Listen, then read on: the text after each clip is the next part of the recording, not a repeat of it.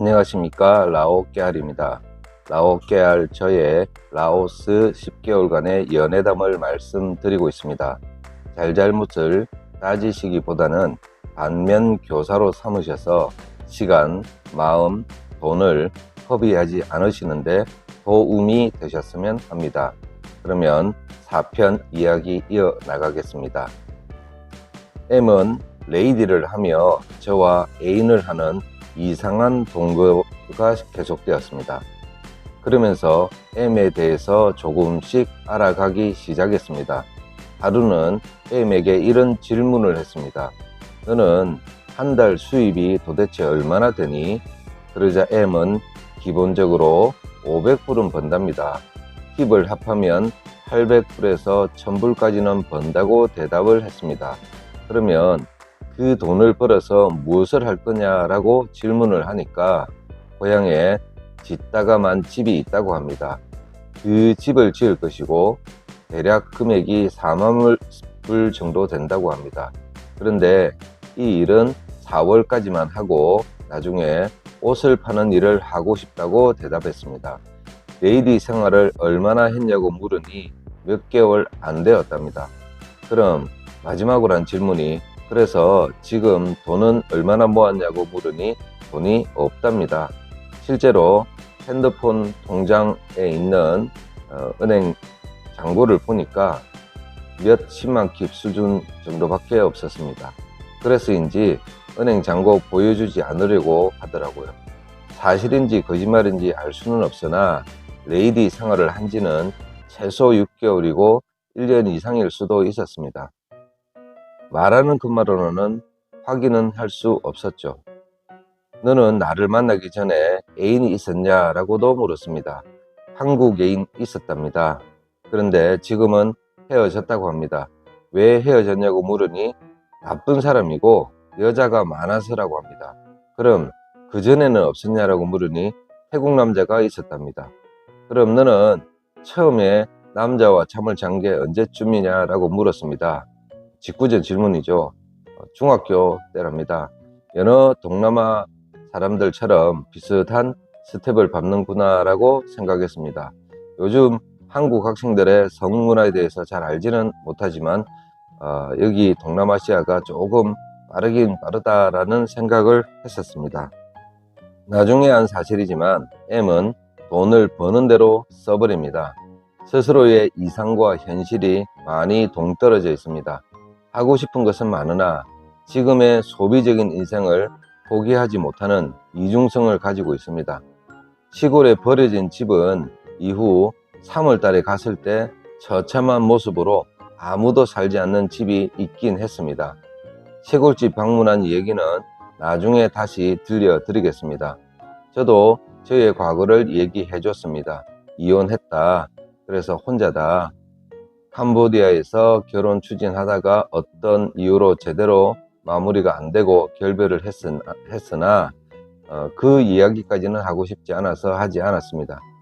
나는 결혼도 했었고 자녀도 있으나 나이가 많고 M은 나이가 어려나 직업이 레이드니 서로 핸디캡이 하나씩 있으니 같이 지내는 것이 크게 문제될 것이 없다라고 여겼습니다.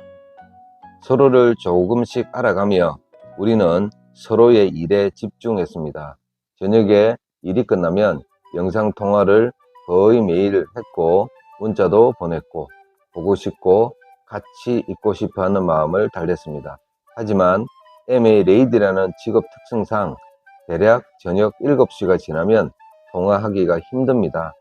전화하면 레이디들과 마담의 봉고차를 타고 어느 호텔인지 알 수는 없으나 한국 손님에게로 이동하는 차 안에서 전화를 잠깐씩 받았습니다. 그래도 잠깐이지만 전화를 받으니 다행이라고 생각을 했습니다.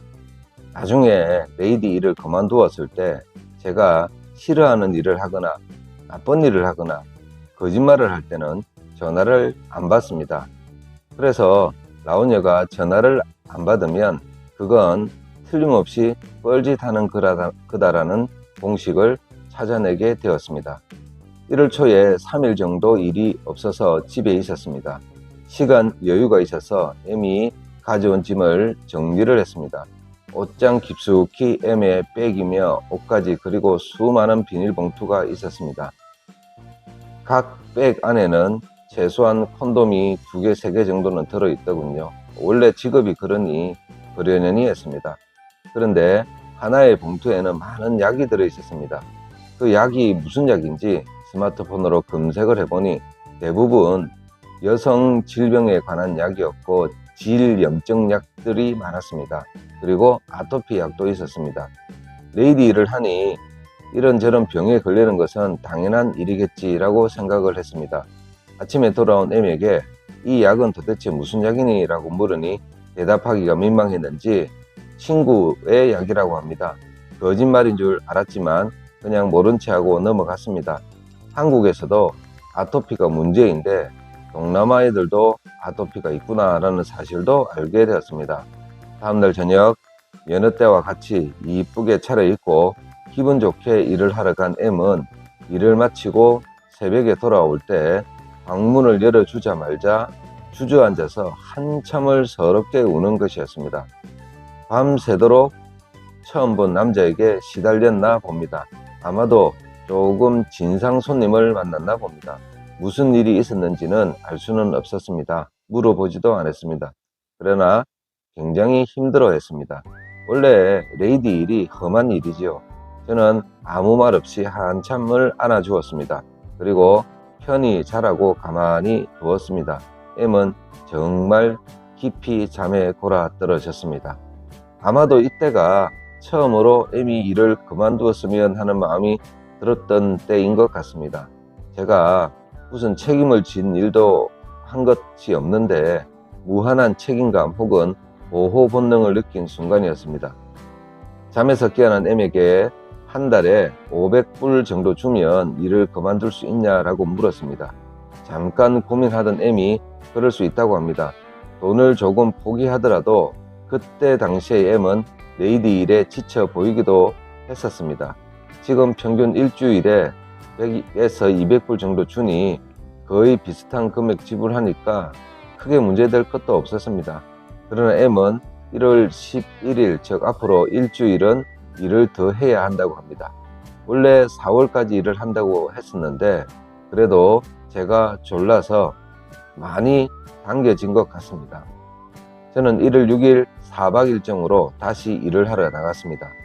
루앙 프라방을 갔다가 방비행이 오는 날 M에게 연락을 하니 M도 방비행이라는 겁니다. 아마 손님들과 BNTN에서 방비행으로 동행하는 에코투어를 갔나 봅니다. 손님 호텔은 아마리 호텔이고 저는 아마리 호텔에서 걸어서 2분 거리에 있는 게스트하우스에 머물렀습니다. 하루 일정을 마치고 저녁 9시쯤 숙소에 돌아왔습니다. M에게 지금 어디니? 라고 잠깐 볼 수 있니? 문자를 보내니 M이 만날 수 있는 시간이 있다는 겁니다. 손님은 어디에 갔냐고 물으니 가라오케에 갔다고 합니다. 술 마시고 노래하는데 거기도 아가씨가 있으니 12시까지는 시간이 자유롭다고 합니다. M을 저의 숙소로 불러서 급하게 일을 했습니다. 급한 시간에 하니까 그 경험 자체도 굉장히 짜릿했습니다. 방비행에 사쿠라라는 바가 있습니다. 사쿠라로 같이 향하며 같이 온 레이디 동료도 불렀습니다. 시간은 10시쯤이었고 거기서 1시간 정도 술 마시고 놀았던 것 같습니다. 비얼라웃 시키고 한잔 하는데 춤추는 것을 좋아하는 M은 제 바로 코앞에서 춤을 추며 가전 애교를 부리더라고요. 그리고 풍선을 하나 사달라고 합니다. 이 풍선이 뭔지를 아시죠? 친구들 거랑 2개 사줬습니다. 근데 그 풍선은 참 재미있는 장난을 치더라고요. 풍선에다가 전자담배 끼워가지고 쉴 새 없이 뿜어져 나오는 전자담배 연기와 헬륨가스를 안주 삼아 사주는 사람 돈 안 아깝게 정말 신나게 놀더라고요. 같이 온 레이디의 콧구멍에 전자담배 연기 불어 넣어주고 여튼 난리 불소를 치며 스스로의 젊음을 즐기더라고요. 이런 모습은 제 평생 처음 보기는 했습니다. 그리고 재미있었다고 해야 될지 참, 그리고 이 생활도 끝이 나니까 특별히 제지하지는 않았습니다.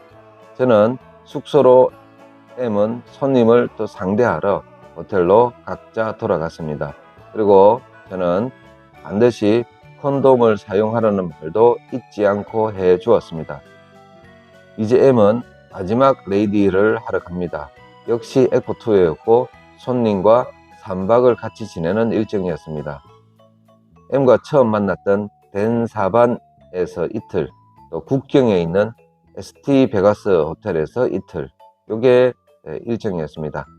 물론 저는 루앙프라방으로 방비행으로 또 4박 일정으로 일을 하러 갔습니다. 골프 치고 카지노를 즐기는 손님들 일정에는 빈 시간들이 좀 있습니다. 제가 일을 마치고 집으로 돌아온 그 다음 날인 11일은 쉬는 날이라 집에서 빨래하고 짐 정리를 하고 있는데 오후 4시쯤인가 M이 갑자기 집으로 돌아왔습니다. 원래 내일 아침에 와야 하거든요. 손님들이 라운딩하고 저녁 먹고 하기 때문에 7시까지만 호텔로 돌아가면 된답니다. 5시에 롱비행에서 멀지 않은 신다집인 허그바에서 레이디 동료들과 저녁을 먹기로 했답니다. 옷 갈아입으러 집에 잠깐 온 거랍니다. 그렇게 M은 급하게 돌아갔습니다.